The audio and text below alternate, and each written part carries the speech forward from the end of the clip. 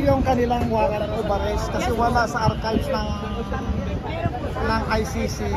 Yes, saka may nakikita mo ba tayo foreigner dito? Kung may ICC, dapat may mga foreigner dito. Wala kang foreigner, di ba? Ayan po, mga kababayan. O, kaya ginagawa po nila yan. Ginagawa lang nila yan para sa sarili nila. Kasi alam nila, darating ang panahon, pag si BP Sara ang tumakbo, mananalo. Bakit ba natin binoto si BBM? Bakit ba natin binoto? Dahil kay BP Sara, supportado ni Tatay Digong. Diba? O hindi dahil kay BP Sara, hindi mananalo si BBM. Ito na yung mga bangag na vlogger, sabi daw, ay congratulations kay Nograles. Bagong mayor daw. Hindi niya ba alam? Kasi PRRD hindi pa nahatulan yan. Hindi pa valid ang pagiging substitute mayor yan. Kung may mayor man na bagong mayor ay si Baste. Pag hindi makaupo si PRRD. Masyado nga nilang inano yung pamilya Duterte kasi nakita nila kung gaano kamahal ng bawat Pilipino. Persecution man ang ginagawa. Kasi sa totoo lang talaga, ang ambisyon nila paupuin si Nograles sa Davao, sirain nila ang mga Duterte. Hindi mangyayari yun! Basta nandiyan si Duterte habang nakaupo si Bastian at si BP Sara, hindi ka makakaupo. Oo.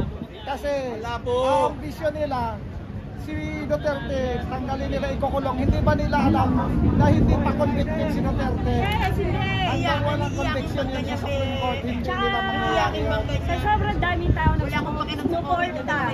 Wala unang binoto si Tatay Digong. Bakit tayo nandito nagsama-sama? Huwag sa Trillanes, Trilex! Bakit tayo dito nagsama-sama? Kasi may napatunayan si Tatay Digong. Diba? Marami siyang ginawa. Yung ano, passport natin, naging 10 years na hindi ginagawa ng iba. Napakarami yung achievement ni Tatay Digong. Kaya Kaya pag ginawa niyo kay Tatay Digong, Ito si ma'am, kaganda-ganda pero angkas driver siya. ano po tayo, syempre kahit babae tayo, palaban. Palaban si ma'am. Yan. Kaya tandaan nyo, sa buhay, dapat laging go-go! Ayun. Pero, hindi naman nakalo doon. Alam mo. Dumadaan nga ako yun, hindi siya pinapansin ng mga tao eh. Ako lang, hindi siya pinapansin eh. Saka wala lang ang dating. Dumaan pa sa harap mo si Trilly, hindi mo pinansin, o tinatsakan mo pa ano. Pag dumaan mo sa akin, Etong mga layulis ng FPA na stupido, tagtadyakan mo nga rin ngayon. Dali, kahit, kayo, wala kayong magawa sa buhay nyo kasi wala kayong pinaglalaban kami, may pinaglalaban kami. Ang pagmamahal namin kay Tatay Digong, wala umpisa hanggang dulo, hanggang makaupo si BP Sara. Diba? Oo, tama naman. Sinong bato! Yaman!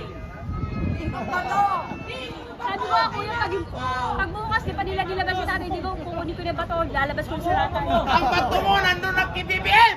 Kinuha nga ako niya. Dahil na! Baka nadurog na yung bato. Ginagaw po ni ano. Baka siningaw-senghot.